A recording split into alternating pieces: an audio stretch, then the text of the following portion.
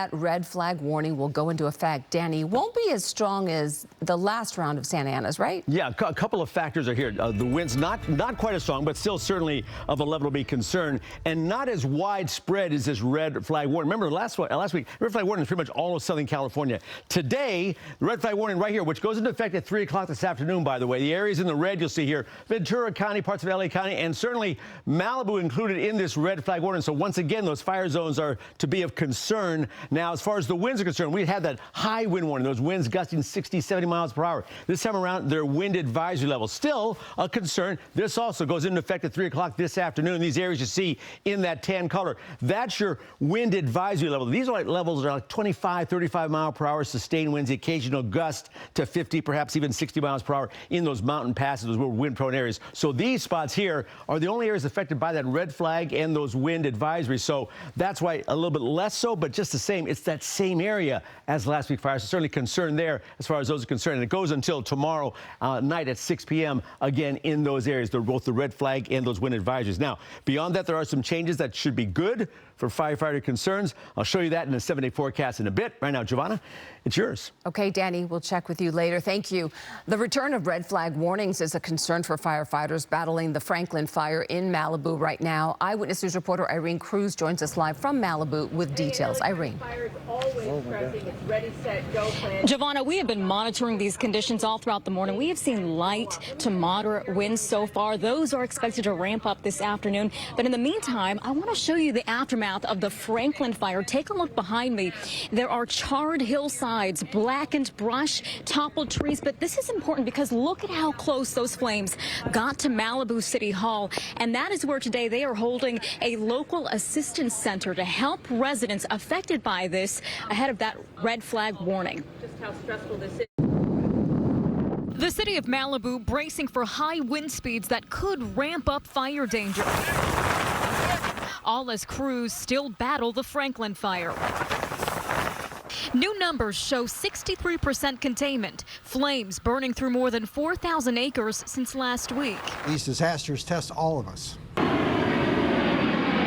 With red flag conditions moving in this afternoon, Malibu Mayor Doug Stewart warns Southern California Edison will shut off power potentially through Thursday. I know how unsettling it is to hear about power shutoffs when we're still recovering. On top of everything else, losing power, especially cell service, makes staying connected that much harder. I want to assure you that we're doing everything we can to prepare for this wind event and minimize impacts to the community. So far, 20 buildings have been destroyed, including 9 homes, 27 structures damaged. Today, the city is holding a local assistance center at City Hall to connect residents with resources from 20 local and state agencies, from counseling to recovery, which can sometimes take more than 5 years. Post-fire debris removal is a really important factor. There's household hazardous waste that needs to be cleaned up, and then the overarching cleanup of all the burnt debris. For schools, Webster Elementary students relocated to Malibu Elementary today. And in terms of access, Malibu Canyon Road is now open to traffic, while Topanga Canyon will be closed through tomorrow because of the red flag warning. Now, those high winds are expected to peak tonight going into tomorrow. The mayor of Malibu saying have a plan in place just in case. And it's yet to see how all of these high winds will be affecting the firefighting effort here in Malibu. Reporting live in Malibu, Irene Cruz, ABC 7 Eyewitness News. Irene, thank you. Scan the code on your screen for everything you need to track the winds. You'll be able to download our app, track any weather changes as they're happening, and you can watch us live and get a live view from our weather cameras across Southern California. And this is a live camera right now, and you can see how much it is shaking from those winds.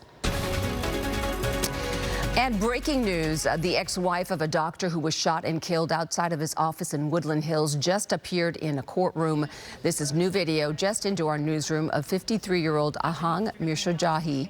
Her arraignment was pushed back to January 6th. She'll remain in jail without bail in the meantime. She's accused of hiring a hitman to kill her ex-husband Hamid Mirshajahi for financial gain back in August. 3 other people have been charged in connection to the murder for hire plot, including the alleged hitman. We're about to learn more on that deadly school shooting in Wisconsin. Police will soon hold a news conference. Meanwhile, neighbors say this is a 2023 photo from Facebook of the 15-year-old shooter, Natalie Rupnow, who went by the name Samantha. Police have not revealed a motive for the shooting. This morning, a memorial popped up at Abundant Life Christian School to remember the teacher and student who died in the attack yesterday. The shooter opened fire during a study hall, killing 2 people and wounding 6 others before turning the gun on herself. Coming up at 11:30, we'll have a live report with the latest details. Meanwhile, we'll have to wait a few more days to learn if the accused killer of United